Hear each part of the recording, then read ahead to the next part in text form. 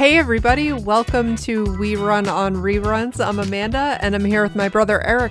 How are you guys doing today, everybody? We are here with, I guess, still the beginning of Friends Season 6. We're at episodes 5 and 6 today. We'll have a podcast later this week where we are at episodes 7 and 8. But today, we're talking about Season 6, episodes 5 and 6. That's the one with Joey's Porsche and the one on the last night. Yeah, these are, we're definitely still amidst everything that is going on between Ross and Rachel, where they are finalizing the divorce for real this time. And this is a pivotal moment for Ross here. I feel like these are the wrap-ups to the beginning of the season, right? We're getting the divorce finalization and the Chandler moves in with Monica official. Right. And then we can kind of pivot towards what will be like middle of the season story. Yes, exactly. In the beginning, in our last podcast, we were talking about Ross still in deep denial about his feelings for Rachel, and he was continuing to hide their marriage. We had Chandler and Monica fixating on what to do with Rachel's old room and second guessing their decision to move in together. We also had Joey with a hernia, but he lost his insurance to cover the hospital visit. And at the end, we had Rachel picking up the phone at Ross's house to learn they were still married, and she confronted him in front of his entire classroom. Because now Ross is a professor, so this is a really interesting way for him to kick off his career now as a college bit professor. Of a whirlwind here for Ross over these episodes, I'd say. Yeah, because not only he was also breaking the news to his class that no, he is not British. So. Also true. A lot of stuff going on for Ross over those episodes. Man. But here we are. And with episode 5, this is the one with Joey's Porsche, we get that Rachel is still married and she is going with Ross to get all this finalized. So they're actually going to see a judge to get their annulment finalized. Phoebe is bringing the triplets over to Monica and Chandler's house. And this would be very good practice for Chandler when, people with kids come over. And Joey finds some Porsche keys and he decides to put on some street theater, if you will, with this guy's Porsche that's out in front of some street. I don't know how he found it, but it's just sitting out there. Anyway, which one of these do you want to jump onto? The storyline with Joey finding the keys. I just love when the guy finally approaches him and he's like, I don't know if you're crazy or if this is some kind of street theater. Yeah. Like, he wasn't from the city. He's like, can I just have my keys back? That would be great. Wow. I'll save your spot for you. Oh, don't worry. I'm not coming back. I live upstate. Oh yeah, so did I. Because... Well, yeah, I guess before that is when he's getting all the cleaning supplies for Monica, because of course Monica had gone through her car cleaning period, where she just had the wax on hand and everything that Joey needed. But then, after he actually no longer has the car to clean because it wasn't his, Joey wearing the Porsche gear, only an idiot would wear this stuff if he didn't have the car, he's saying. Okay, I'm glad you said that, because then Chandler's like, he says something along the lines of, yeah. That is true. Like, that is true.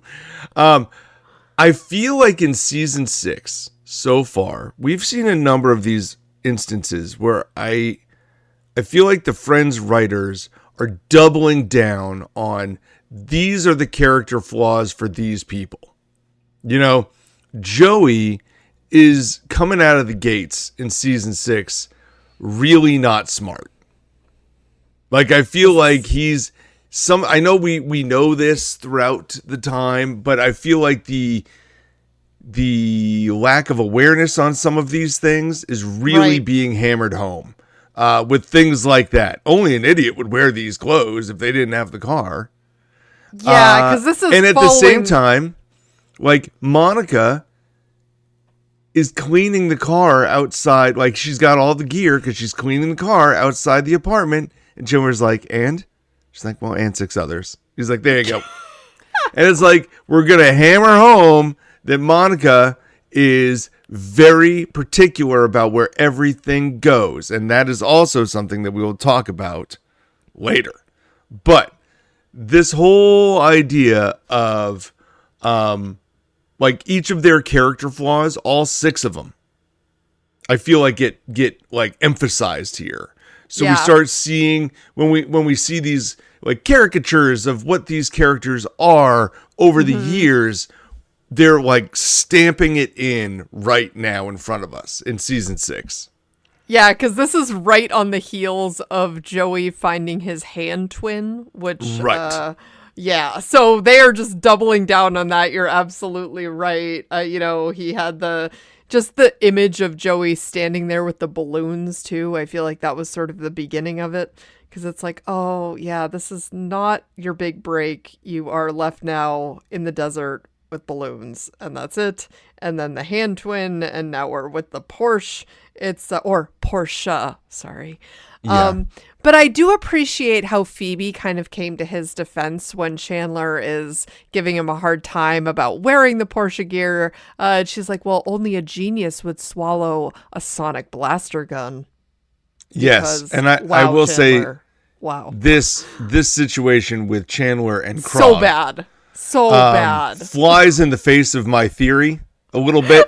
Yeah, because this is not Chandler. This is so not Chandler. This is so not Chandler. So not Chandler, right? The idea of Chandler being the one to bring over Krog. First of all, that I can believe. Okay. Goes back, is playing with him, and then swallows a piece from Krog. Chandler, how does that happen? That seems the most unbelievable piece of this whole story. And it's like, well, how do we get Phoebe to be alone with the kids?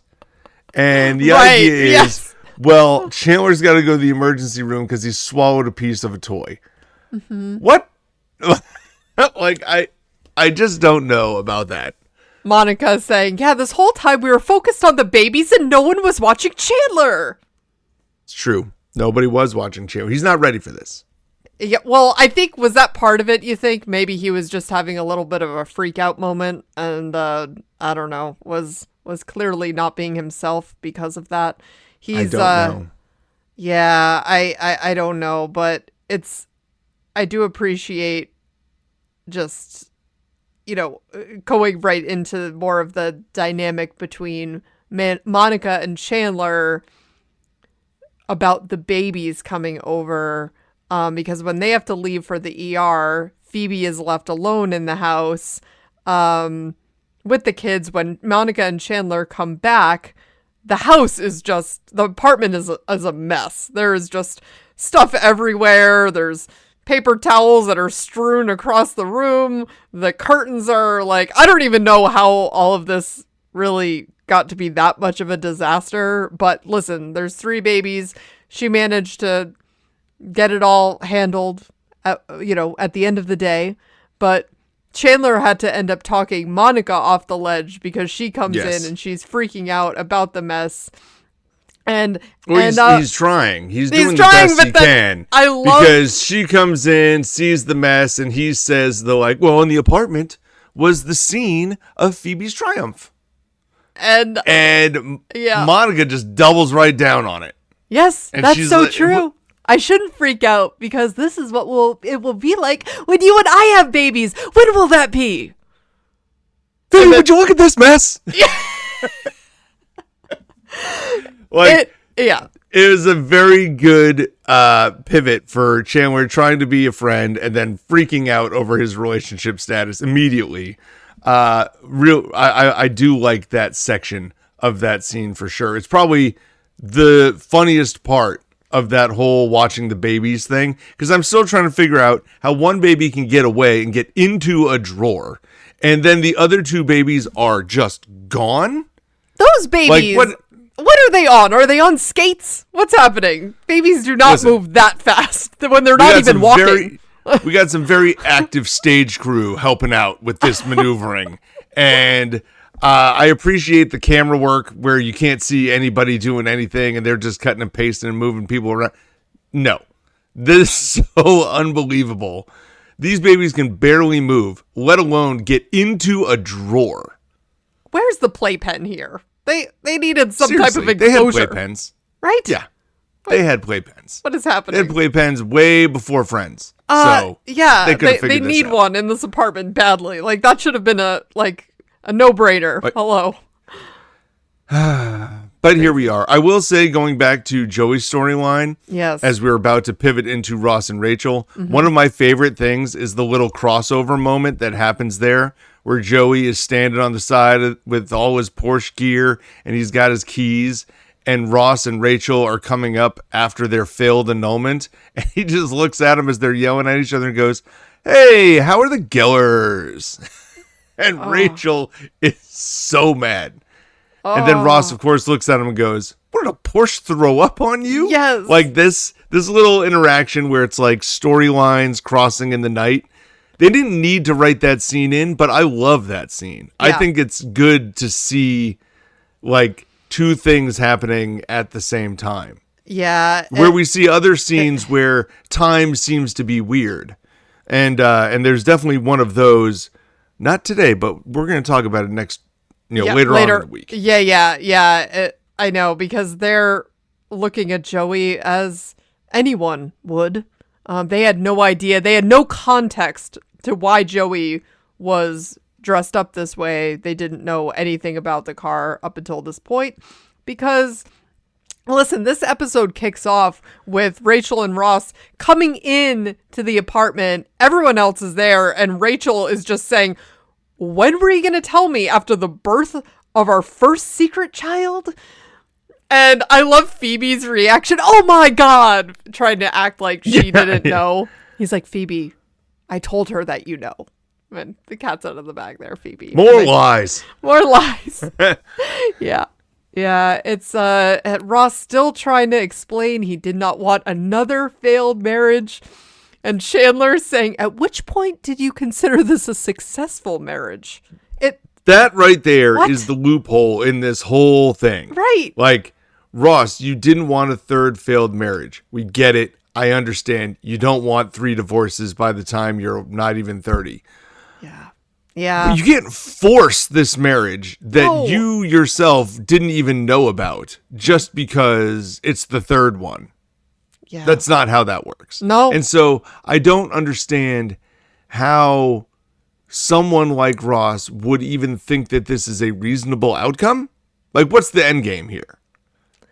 I don't think Ross really has so much foresight into the end game ever when he's making these decisions. It's no, it doesn't seem that way. No. I mean, and let's be honest. This is all painted a very quick stroke over the whole idea of, hey, Ross still really likes Rachel a lot. Mm-hmm. Like, we've seen the glimpses of that. And if that is the thing that is just being showcased by this whole piece, you could have done this differently. I still think it's funny, the divorces. So as far as I'm concerned, it's funny. I wouldn't change any of it.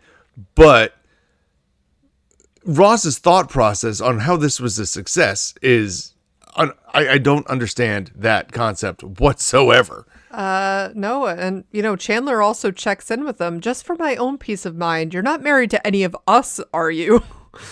That's an excellent question and worth answering. We're going to need a confirmation on that. Exactly.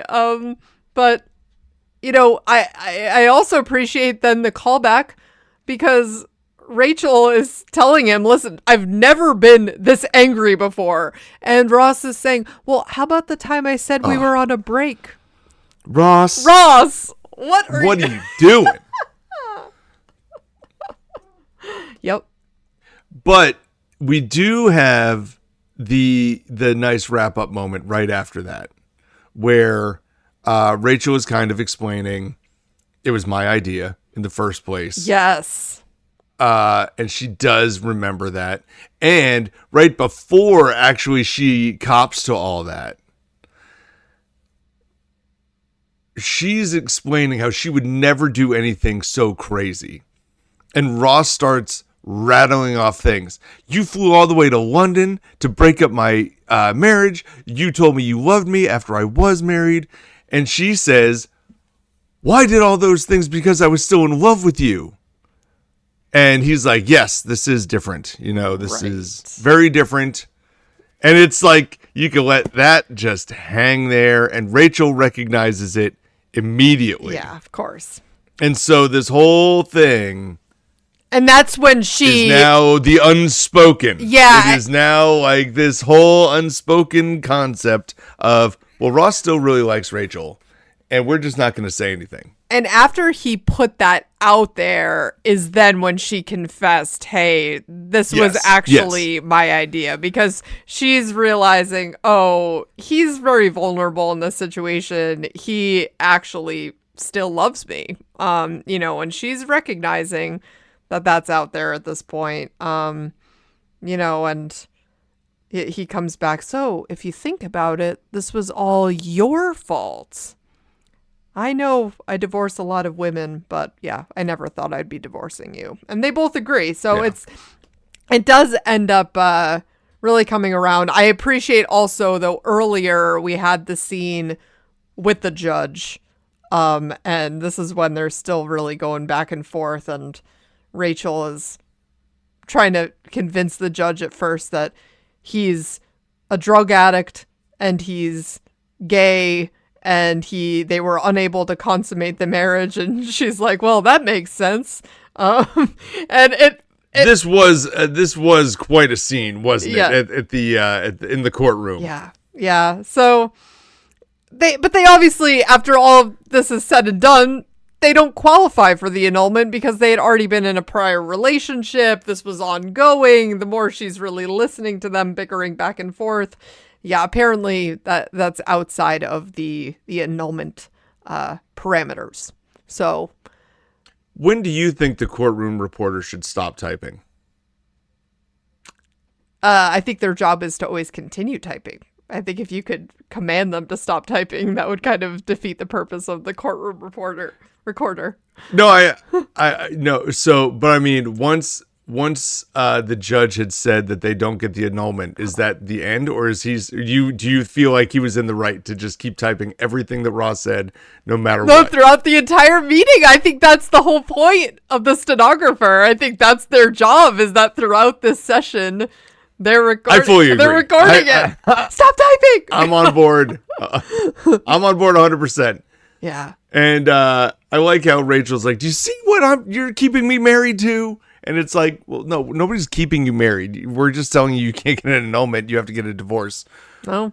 Which is like, just, I've never gone through a divorce. I know I've now had friends that are going through divorces, or people that I know that have had to deal with divorce. And I still can't really wrap my head around what's an annulment, what's a divorce, what is like an amicable divorce, I've heard. Yeah. Which is what I always thought was just what people would say, like, okay, we all agreed, it's all good. But there's like a official term, and there was some other new term for some type of dissolution. And I was like, what are all these things the same thing? Well, I think you were married and now you're not married anymore. I think the difference between a divorce, like I think an annulment just dissolves. It's almost like it never happened. It just removes the marriage, like it lifts it. There's no dividing of anything. There's no consequence. Like it just. What's the consequence for being divorced? Dividing up a property. Yeah, but okay. But in the annulment, you've just agreed to divide up the property the way that it is. There is no division. Like you're still dividing the property in an annulment. No, because in an annulment, like the marriage never legally existed. So it's almost as though there was no, and that's why there's very specific terms around it, because there can be no relationship, right? Like if you have any history behind it, then like the annulment isn't possible, because now you have a shared history and it can't just be dissolved.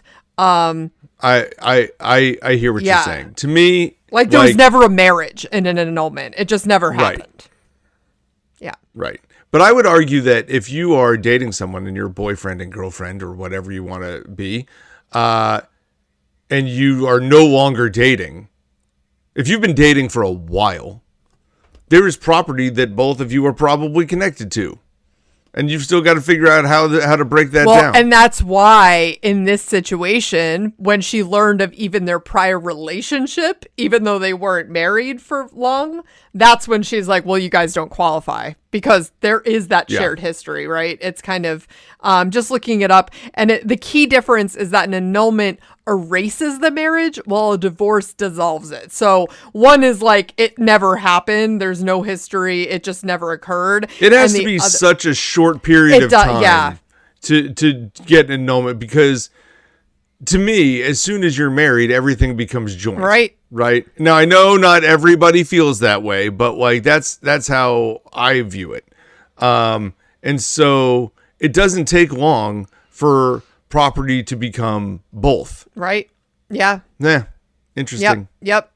So yeah, that's kind of so I think that it literally is probably only used in like situations where someone is in Vegas and they just like marry a stranger, and then they're like, oh, you know what? Atlantic City. We have no history and this just never happened. You know what I mean? I feel like that's, or Atlantic City, right? But if there's, interesting. But yeah, this did not clearly apply to them. And I think obviously just doing the brief research that I have, clearly Ross didn't really know anything about it either, because once you find that they had that prior relationship, it sort of makes the whole thing, it's not possible any longer. I want the more you know banner to come up right now. Yeah. Like just boom, boom, boom. Like you learn things. You learn things. I learn things here. Yeah. So, but I'm just going to do my best not to get divorced. Hey, there you go. Yeah, I recognize also, the judge who was in that scene too. Oh yeah. Crap. I looked her up earlier and I don't remember. She was on a sitcom. Conchata Ferrell. That I used to watch. She was on a sitcom. Her name is Conchata Ferrell. She was on like Step by Step or one of those sitcoms as like a grandmother. She was on 2.5 Men. That's what I know her from. There you go. That's what it is. That's what it is. She was there. I'm like, she was on some sitcom. She was the in-house nanny person. Yes. Yeah. Yep. Yes. Mm-hmm. There you More go. You know. I did also want to ask you, do you know what a zone defense is? It sounds like something in football. It is. It's also in basketball. Okay. Oh yeah. Okay. Right. Yep. Because they were going to run a zone defense over the triplets. And I was like, Amanda does not know what this means. It sounded sports talk, so. Yes, it was. So the idea being that instead of covering, like in football, if you have wide receivers and tight ends and everybody's kind of matched up to a person, so this person's going to guard this person and this person's going to guard this person. In a zone defense, they all kind of guard an area, so that if anybody comes through their area, they're responsible for that person. I think this also, instead of just following somebody around. So this is where Chandler's like, we should be running a zone defense. You're going to be in charge of this area. You're going to be in charge of this area, and I'm going to be in charge of this area. So this also kind of flies in the face of Chandler's character, because you and I have talked about this before with him. It's like, okay, all right, buddy, do you know a lot about sports or don't you? Because you go back and forth. He goes, sometimes he's watching, sometimes he's into it, other times he has no idea. Like, I don't know. why I wanted to bring it up. Why, like, Chandler is referencing that they should be running a zone defense over the kids. And yet, when we get to a future Thanksgiving episode, he's like, I don't even know who's playing. Like, I just yell at the TV. What? Like, I can't tell if Chandler does or doesn't like Rachel sports. even says to him, Joey likes sports. Joey likes just put sports. on ESPN. Just keep it in the background sometimes. Chandler's. Yeah. To Chandler, Yeah. I mean, okay, listen, Like- if you're not into it, just embrace it, though. It's okay. It just gets confusing when he's going back and forth. And that's fine, right? But, like, I feel like that's the thing that gets me, is that they hammer home all these little points, right? Like these character issues that I was just talking about at the beginning of our podcast. Like, they're going to hammer home Joey's dumb. They're going to hammer home Monica likes things neat. Like, these are things that they're going out of their way to give us storylines about. They're going to hammer home Chandler doesn't like sports. But he comes up with these references They're all going the to hammer time. home that Ross makes bad decisions. Ross is the divorcing guy. He loves divorce. He's going to marry it just so he can divorce it.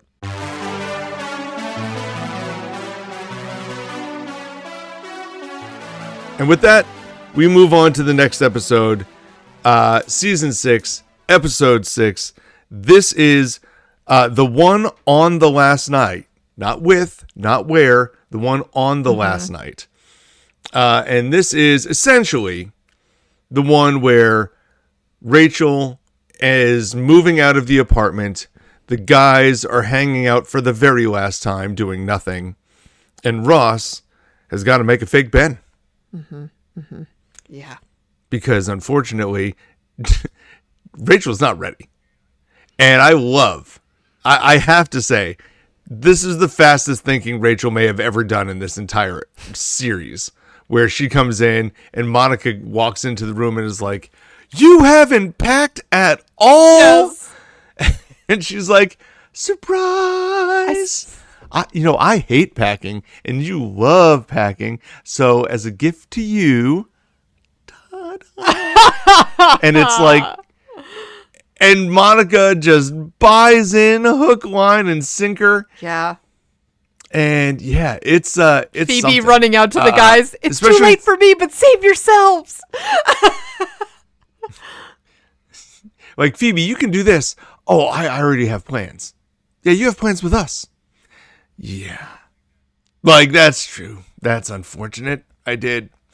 Yeah, this is a very interesting episode. It's in the realm of the one where they're waiting, like they're running late to Ross's thing where Joey's wearing all the clothes and stuff because they're all in the apartments. There is nowhere else to go. Now, Ross is in his apartment, which is now across the street, but still they are in the apartments, those three. And everything happens there. I don't think they go to Central Park, maybe for a second. Think so. But yeah, this is all just happening right and there. Phoebe's And trying of course, to convince her, because they're all sad about packing up at first. And Phoebe's, in an attempt to make them less sad, she encourages them to think about things that they won't miss. And then they start going back and forth about the phone pen and the fact that she's never allowed to move it. But she does, doesn't she? And it's like, well, did you miss a message from Chandler or your mom? Chandler or your mom? I mean, this goes off the rails really fast. So then they start, just being really catty and kind of fighting about this. And Phoebe's like, well, great. they're just no one's straight sad. up. No one said, hey guys, do you remember the rollerblades? It's the girls' side of this gets real bitter real fast. And then it does turn around in the end. The guy's side, I feel like, is far funnier. It's far more interesting. And maybe I just associate that with me being a guy, but I relate to the idea of, okay, Joey's being left on his own. He can't he can't like afford this place. So Chandler wants to give him money to help out, and he's not going to take it because he's too proud. And so he's going through all the bills with him and realizing how much they actually pay for things for the first time ever. And he's like turning off the lights because he wants to save money on electricity. And so Chandler's trying to give him money, but he won't take it. So he decides he's going to lose it to him in a game of foosball. And Chandler... That he Chandler is wins. literally eating Chinese food while Joey is going for this shot that he has bet $1,000. You know, because he just wants to give him the money. Joey doesn't even notice that Chandler is eating, but the ball ricochets off of one end and ends up going into his own net. So, yeah, this... Yeah. Oh, no. No one can beat me. Yeah, it's but listen, this whole scene with the cups game. Oh, cups is such a great I scene. just no, I don't know. This the part that gets me. Okay, we talk about like how it's tough to follow like how a character would act a certain way. My issue with cups is that so Chandler's just making this game up along the way so that Joey will on the fly. So he's just calling out rules. So every card that he pulls is another way that Joey is winning money, right? So he's going to have to pay him out. Yes. So he ends up paying him out like $1,500, which is what he wanted to just give to Joey. And but then they off scene, Joey is playing this game against Ross. This is my issue, is that how is Joey retaining all of these rules that Chandler just made up on the fly that have literally, they make no sense. And it's like, I just, listen, I don't know. It's a bit crazy. So he's like, hey, it must just be like first time, you know, it's the luck of the draw. Like you're the first time you're always going to win at cups. Ridiculous. I don't know how Joey learned the game so quickly to then go play it with Ross and lose significantly. But I do love at the very end when Chandler goes over to Ross's to try and recoup the money, trying to explain to him, listen, I just made this game up. There are no rules to this. And Ross is like, nah, I don't think so. Like, I won the money fair and square. He's like, you wanted a fake game. And they're like, listen, if you want to play me, we could do that. Okay, that's fine. Well, I'm sure the saucer card came up last time you played. Huh? Boom. Oh, yeah. You owe me $100. Like, and I think at that point, Ross is like, oh, I see what's transpired here. Yeah. But how... I don't understand how Joey would have lost it to Ross. But that in one confusing. episode, they're emphasizing how Joey is clueless, but then he also is somehow like Rain Man, remembering all the rules of cups. No, see, because the bulk of this episode is not about Joey. No, it's not. Smart. But I'm just saying the Joey. Then that scene doesn't make any sense. How would he have possibly remembered all that? See. I don't know that he does remember it all. I think there's also part of me that says, well, he's just that stupid. That he just went over and just started losing money because he doesn't even know what the rules are. He's just making stuff up and losing it, making things up.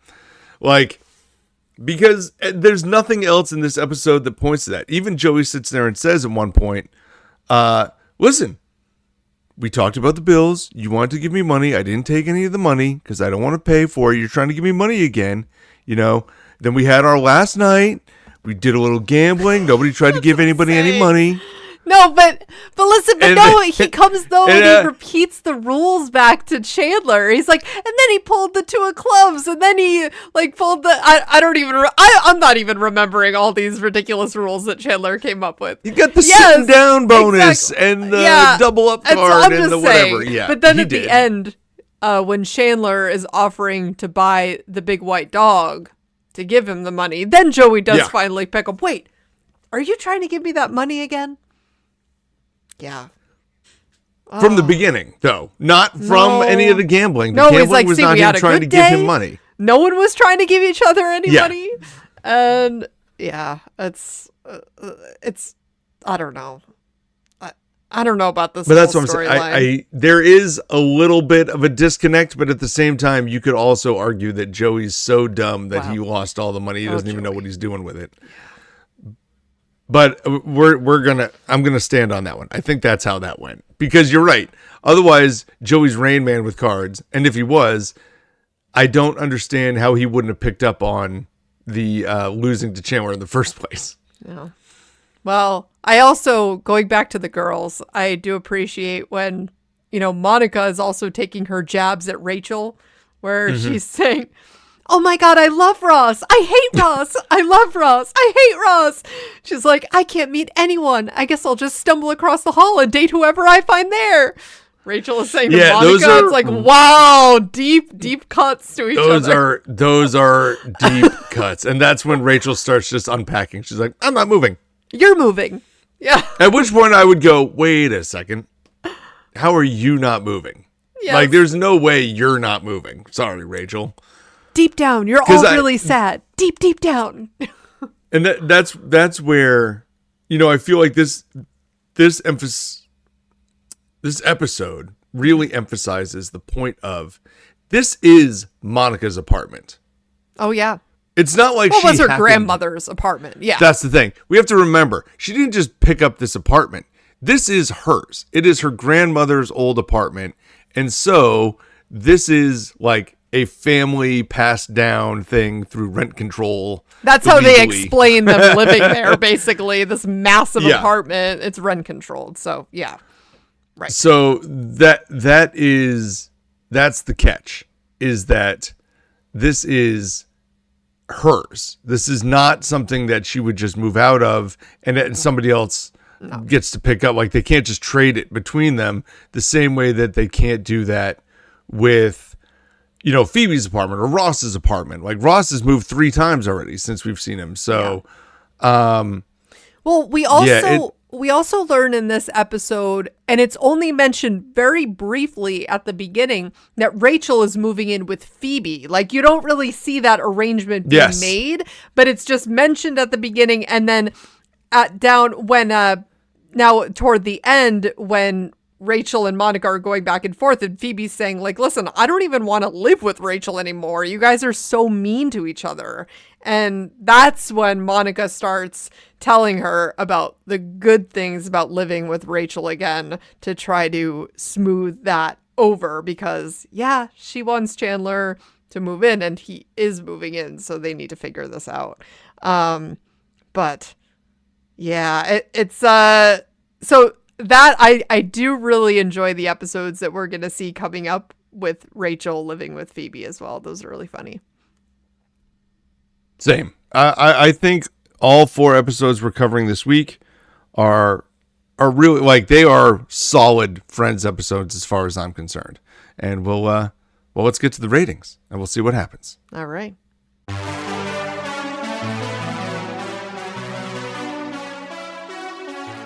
So now we're going to jump into our IMDb rating section of our podcast, where we put our ratings up against your ratings as they are on IMDb. We'll see how we do, if we're close or if we're really far apart, like we have been sometimes. We're also going to give you our favorite and least favorite characters from these episodes. So, Amanda, I'll let you start off here. Do you want to start with favorite or least favorite, and who do you have? I'm going to go with favorite. I went with Monica because I loved her jokes about, who was going to be watching Chandler after he chokes on the sonic blaster gun. That was just really funny. And I really enjoyed her portion of the fight with Rachel. And I just found Monica really, really funny in these episodes. And I feel like she doesn't tend to be my favorite character. So she stood out to me the most. She really doesn't. I would say, without counting and going back, Monica seems to never be the favorite character. Even in episodes where she is very good, she never seems to be like the top one for me. Right. So you're right. Here So I I really think liked this is her. a good opportunity to give her some credit. That's fair. Because she felt like she was kind of the most together, I felt like, in these episodes, too. Because we see, I mean, yeah, there was the moment where she was having the flashback of cleaning all the cars, but that didn't actually happen in these episodes. And it's like, that's just Monica. That's cool. That's fine. But I don't think that's bad. No, like, let me be clear. I've talked about hammering home these character traits, right? But that's not a bad thing. Yeah. Like, we're just clarifying these are the zones these characters live in, and Monica being the neat and clean and tidy one is being hammered home here. And it's funny, I only mentioned it really because I feel like for 5 seasons, it's been implied, but we haven't seen a ton of tendencies.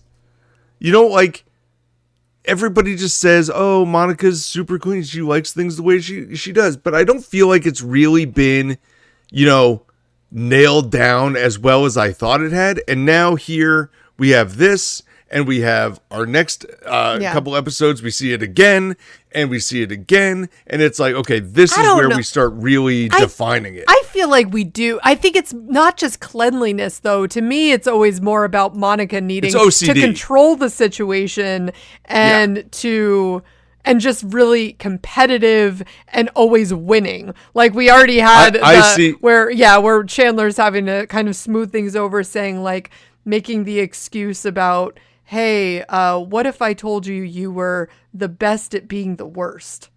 Would I get the award? Like, I think I think there's a lot of Monica being in control and Monica wanting to be the best. And that's what the cleaning is about, really. And that falls into the neatness organization side of things. And we also know that in the game, like, not Monica's got 13, towel types or whatever, towel classifications. Yeah. So it's brought up throughout.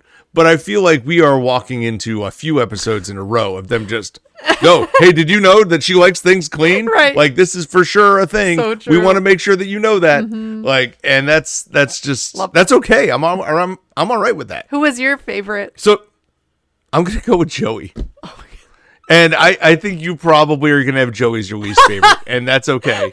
I love the cups. I love Joey having things again. This is again showcasing his not intelligence sometimes, where he brings the pizza and Chandler's like, oh, well, I ordered Chinese. He's like, oh, well, that's like, it's like the first Thanksgiving. Like, I bringing the food of my ancestors and you bringing the food of yours. Like, as if Chandler is from China. Okay, Joey. What right. are we talking about, Does anybody Joey? know me? But, like, I like the cups. I like the gambling. I like that side of things. And I'm going to tell you what. When it comes to one-off random stories that don't have anything to do with anything else, they lift right out, right? The Joey Porsche storyline is funny. I think it's funny. I like it. I like especially when he, like, tucks it in. He's like, it's sleeping. And someone like crashes into all the boxes he's laid out. Like, unbelievable. Oh God. I think it's so funny, Eric. I feel like you tend to really like the Joey ridiculous storylines as I tend to lean toward the Phoebe ridiculous storylines. Yeah, but you're just like, what is going on? I feel like you and I've noticed that where it's like, if it's just off the rails and it's Phoebe, I still will like pick her as my favorite character. And you do that with Joey because you're right. I picked Joey as my least for this. Because listen, I get the humor of it. I don't hate Joey in these. It's funny, but no, this is the Porsche bit just does not work for me. I'm funny. Like, this is beyond dumb. And like him just being so, I felt like it was inconsistent with him playing the game of cups, then somehow remembering all the rules to lose his money to Chandler, and then not knowing when he's actually just trying to give him the money.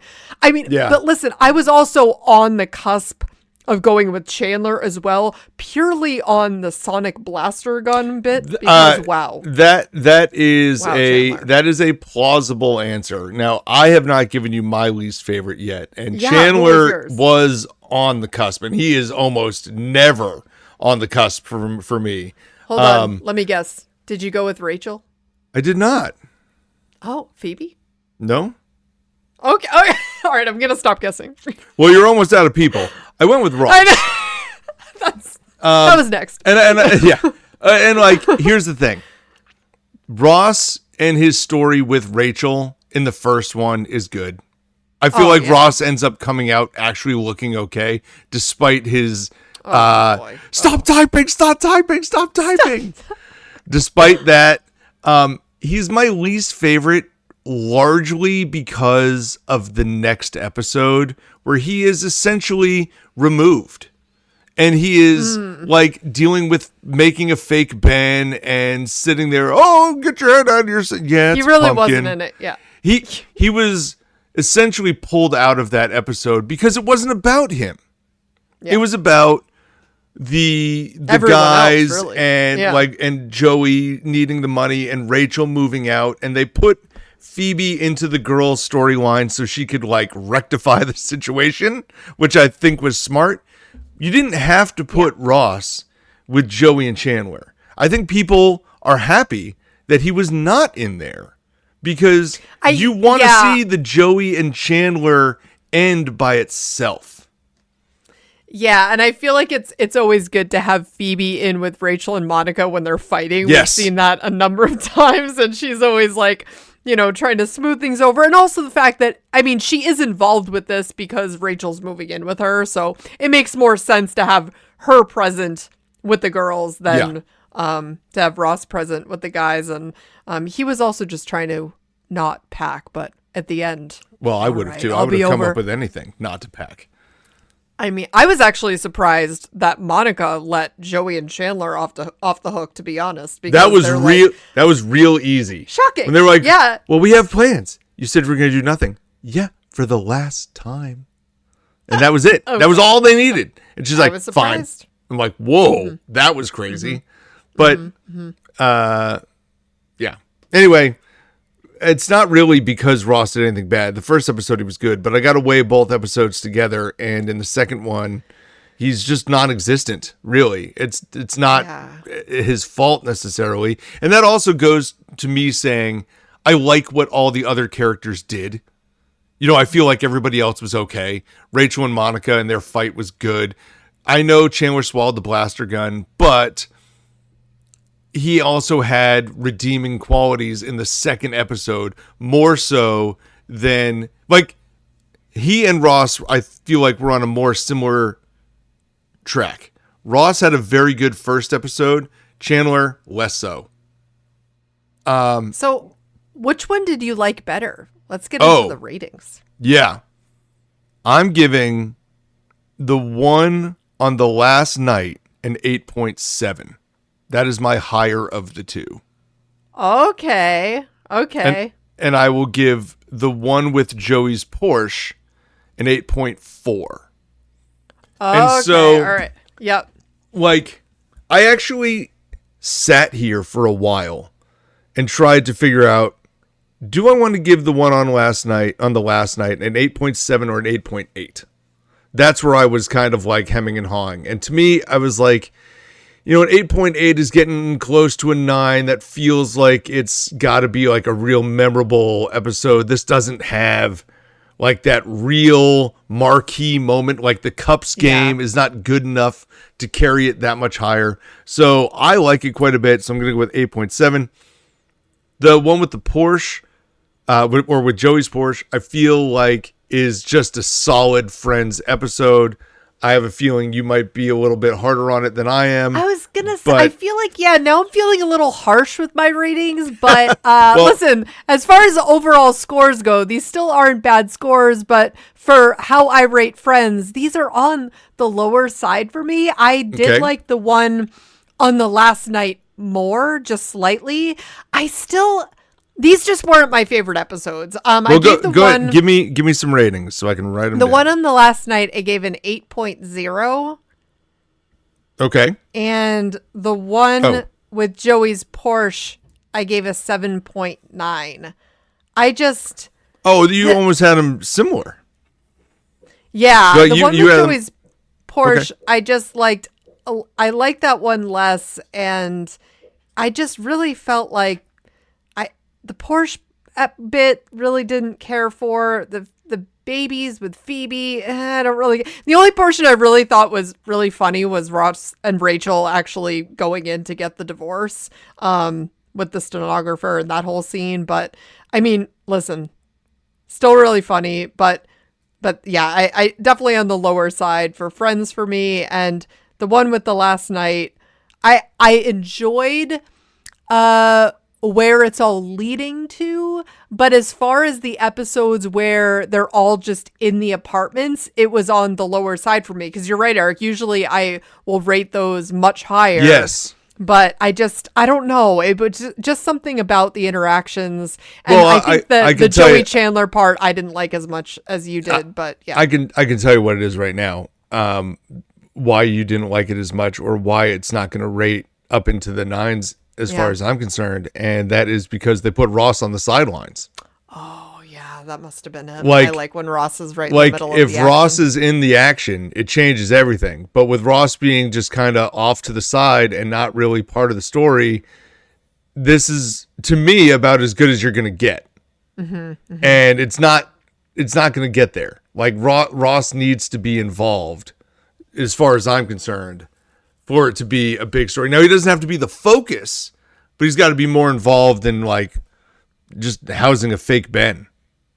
Like, that's not going to That's a great point. I guess maybe I didn't even realize that about my own rating, but I think that could have had something to do with it because you know that I'm a big Ross fan. So. I do. And I think listen, I gave it an 8.7, and I just know I'm going to be high on that. I'm pretty sure.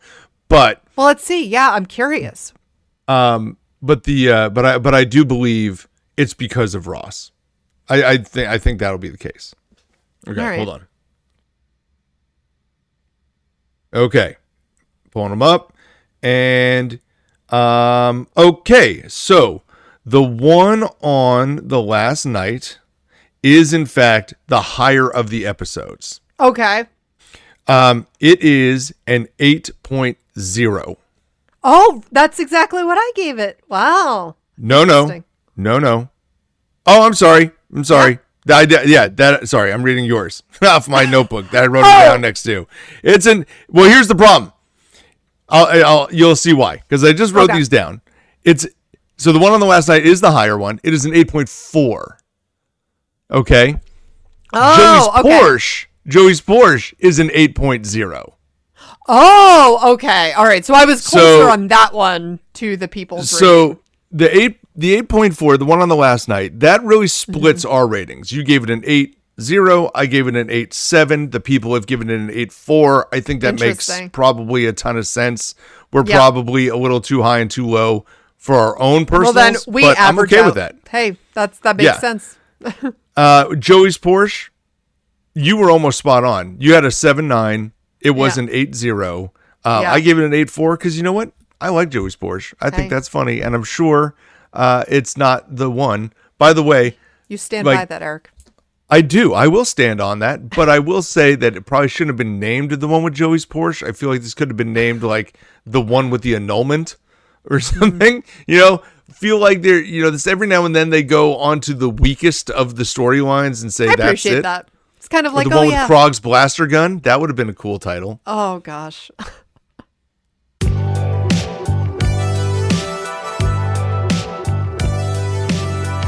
Well, thank you so much for listening to the We Run on Reruns podcast. Please follow us on our socials, our Instagram, our TikToks, and subscribe to our YouTube channel. And again, we really appreciate all the support that we are seeing there. Thank you so much for all of that. You can check out our website at werunonreruns.com, where we have all these episodes in full, not to mention on Spotify, on Apple Podcasts, or your other favorite podcast players.